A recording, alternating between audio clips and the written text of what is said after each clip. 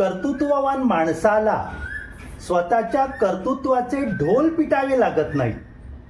पण जी मंडळी कर्तृत्ववान नसतात, ही मंडळी स्वतःला महान सिद्ध करण्यासाठी दुसऱ्याचं श्रेय लाटतात.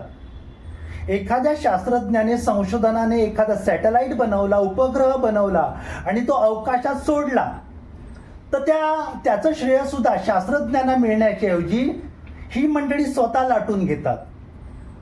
रणांगणात जाऊन सैनिकांनी बहादुरी केल्याने यश प्राप्त केलं, तर त्याचं श्रेय सैनिकांना देण्याच्या ऐवजी ही मंडळी स्वतः ते श्रेय लाटून घेतात.